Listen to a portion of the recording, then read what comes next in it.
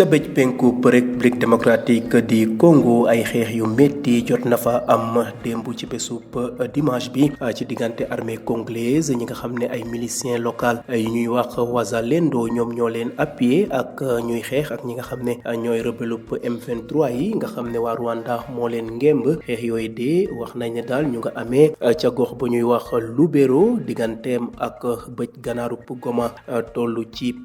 téeméer ak juróom kilomètre armée ba nag daal dina amal offensive aviation militaire congolaise daal di ko appuyer xeex yooyu nag daal di nag daal gën a tar ginnaaw bi nga xam ne daal waxtaan bi nga xam ne moo waroon am ci diggante Paul Kagame ak Etienne Tshisekedi te mu ware woon amee ca Luanda ca Angola ginnaaw bu waxtaan boobee jotul antu daal gis nañ ne de ci terrain bi daal xeex ya daal ci diggante M23 ak l'armée régulière bu Congo ñu ngay wéy di gën a jëm kanam ci taraay ya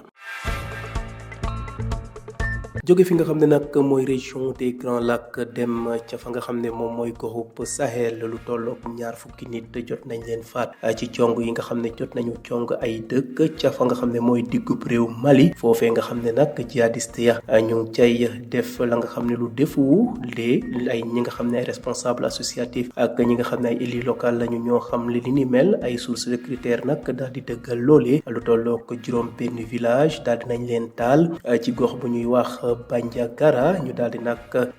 lakk la nga xam ne moo fa nekk ci ay dund ñu gis ne nag askan bi nga xam ne moo fa nekk dañ nañ samp xel daal di daw gox yooyu nga xam ne seen bakkan nekkul mukk ci karange lu tollook 20 nit daal jot nañ fa faatu nga xam ne ni mel ab élu local la mi nga xam ne dafa nëbbu turam fësal li nga xam ne moom mooy xibaar boobee.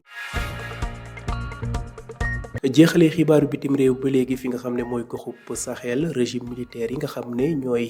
nekk ci réewum Mali réewum Niger ak réewum Burkina Faso ñoom daal démb ci bésub dimanche yemoon ak 20 fan ak ñaar ci weerub décembre wax nañ ne de délai bi nga xam ne CEDEAO daal dina ko gàll ci seen ndodd ngir ñu mën a respecté ni mel ñu delluwaat ci fi nga xam ne mooy CEDEAO te app bi dala tollook ci juróom benn weer nee na délai boobee sax faalewuñ ko ndax ñoom bëggatuñu sax bokk ci li nga xam ne mooy CEDEAO ndax jàpp nañ ne daal li jëm ci wàllu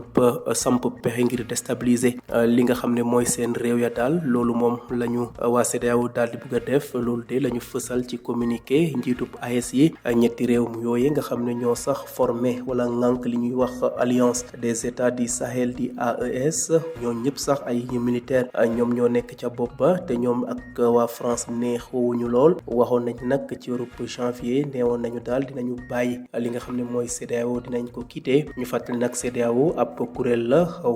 booloo lu tolloo ko fukk ak juróomi ay réew ñi nga xam ne nag ñooy militaires yi nekk ci Niger Mali ak Burkina Faso wax nañ ne daal tubaab yi ñoo nekk ca ginnaaw CEDEAO moo tax ñu leen defloo yenn ya ba tax na nag ñoom daal seen app boobee bu yeboo na weesu waaye nag ñoom daal xel xalaatul ñu daal di ñëw naan dañuy bokk ci kuréel gi ñuy wax CEDEAO. Dans l'est de la République démocratique du Congo, des violents affrontements se sont poursuivis ce dimanche entre l'armée congolaise appuyée par les milices locales du Wazalendo et les rebelles du M23 soutenus par le Rwanda. Ces combats ont été enregistrés dans le territoire de Lubero à plus de 150 km au nord de Goma où l'armée dans son offensive a fait recours à son aviation. Des affrontements qui ont redoublé d'intensité depuis l'échec de la partie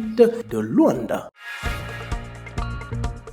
Quittons la région des Grands Lacs pour le Sahel. Au moins 20 personnes ont été tuées dans les attaques de plusieurs villages dans le centre du Mali en proie aux exactions des groupes djihadistes, ont indiqué un responsable associatif et un élu local à une source sécuritaire. 6 villages de la région de Bandiagara ont été attaqués par les djihadistes, des greniers ont été brûlés, des populations ont fui. Il y a aussi une vingtaine de morts, a déclaré à l'AFP un élu local sous couvert de l'anonymat.